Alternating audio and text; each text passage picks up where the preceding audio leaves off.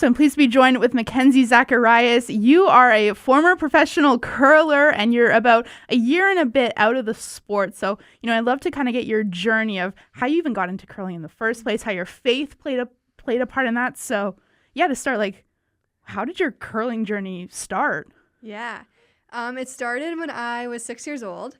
I'm from Altona, Manitoba, so a pretty small town. So it's kind of hockey or it's curling, and decided to go into curling.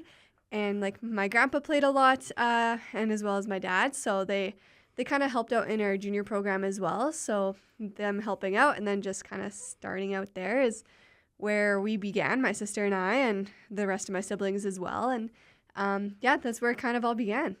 And you mentioned your sister, Emily Zacharias, who is still curling now. And, what was that like kind of getting to do that with not even just coworkers, teammates, but a sister? Yeah, it was super special. We've been playing together, I think, since I was 12 years old. So she would have been 10 or probably even younger.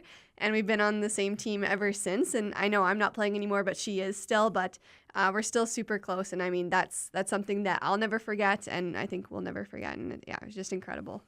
And talking about your curling journey, is there maybe one highlight that even though you're out of it, that you still look back on and you're like, it's a fond memory, it's a good memory? Yeah. I mean, my mind goes right to the year of 2019 to 2020. It was the last year of my juniors, and my team, we were pretty successful winning the Canadian juniors and then going on to win the World Championship.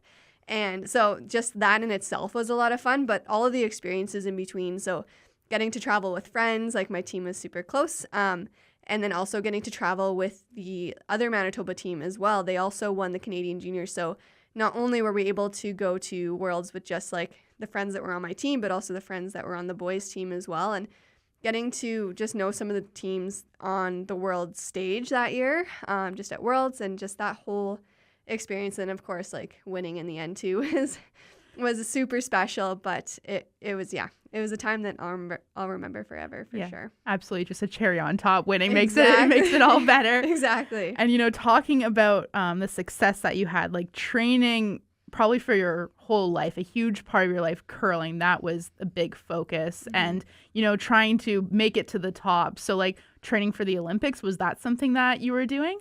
Yeah, I mean, especially kind of towards the latter part of my career. We were part of the Curl Canada Next Gen program, so the focus there was to hopefully train for a future Olympics.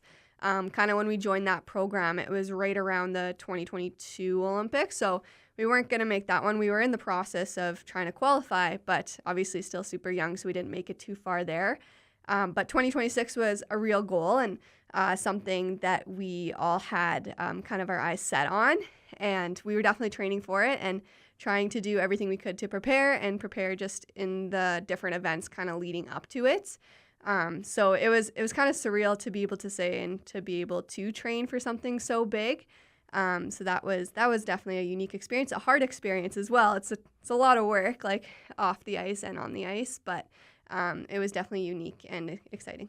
So how does one go from training to be an Olympic hopeful to quitting, to walking away from the sport? Where does that happen? Where did that decision come from? That's a good question. It was a difficult decision. So yeah, things were looking pretty good there. We were one of the top teams in the world, one of the top teams in Canada.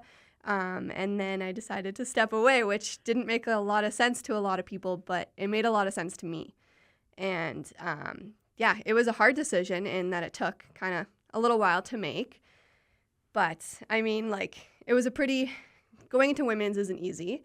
And skipping was great. It was a good experience. And then my team decided to join forces with a legend in the game as well, which it was great in some ways. And also in other ways, it opened my eyes to things that maybe I wanted to kind of take a second look at what I was doing. And it kind of opened the door for me to take a step back and to pursue some other things. And it was difficult and it was hard, but it's something that I felt that God led me in. And for that, I'm very thankful. And talking about God and talking about your faith, that plays a big role in your life today. But, when you were curling, what was your faith like there? Because you're traveling so much that it's probably a bit tough to have that regular community, going to church, having that kind of thing. Yeah, exactly. So like my sister and I grew up in a small town, very Christian home. Like God has been a part of our lives, our entire lives. So moving to the city, like new things and new circumstances, God was still always at the center, and he always will be. With curling, it was extremely difficult sometimes, just in the sense that we didn't have a very Christian community around us. And it's very hard to grow in your faith when you don't have that. And that's one of the things that it's kind of opened up to in that final year of curling for me, is that my faith wasn't growing and I was missing that sense of community and that sense of I wanted other Christians around me to kind of help me through some difficult things that were going on that year. And just like with sport and with curling, things were very difficult, and I didn't have kind of that backbone that I needed from my community. And so decided to take a step back, and that was one of the factors for sure. And then after that, like being able to kind of immerse myself more in the church and just gain some new friends, and just, have a whole community now, a year out of it, like surrounding me, that's helping me grow in my faith. And it's just a testament to like how much like Jesus has done for me in this last year and just how much he's given me. And I'm just so thankful to just have this community now that's just, uplifting me, and it's like uplifting him and it all too. And just, he's at the center, and I'm just so thankful that he has brought me as far as he has. And talking a big part about community, how else have you seen your faith really grow and shift, even just in this last year, maybe comparing it to when you were in curling? Yeah. So like going from, like you said earlier, to hopefully trying to make the Olympics to not playing at all is a pretty big jump. And the process of making that jump was probably the most difficult thing I've ever done. Going from like training every single day, knowing exactly what the next like 6 months to a year is going to look like day by day. We knew exactly what every day was going to look like, to stopping and now not knowing what my like next day was going to be. And that was a big shift in mentality, and it was very difficult for a time there. And there was a couple months where, it was just like me and God kind of guiding the way. And things started to pick up after a few months too. And he started to really open some doors that I didn't know could ever be opened. And he showed me that he had never left me any part of the way. And it was just really incredible. And just a time where just got so much closer to him and just to the purpose that he really did have for my life. And if you were to maybe say one thing to your past self, just like when you were going through this process, like you said, it was hard. Mm-hmm. So if you were to say something, a piece of advice, what would you say? Yeah, well, that's a good one. Just to like never lose faith, honestly. It can be so easy when difficult things happen to just think that's going to stay that way, and to think that nothing good is going to come from it. But when you like keep God at the center, and you keep like you have faith that he's going to come through, like he is, and he's going to come through in bigger and better ways than like you could ever imagine. And just like I've lived that experience, and I hope others can just believe in that as well.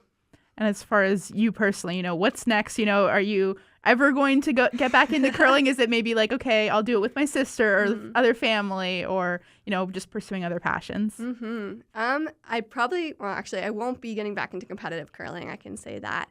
I'm very happy with where I am with my work and my life, and I'm just very excited for what the future holds for me.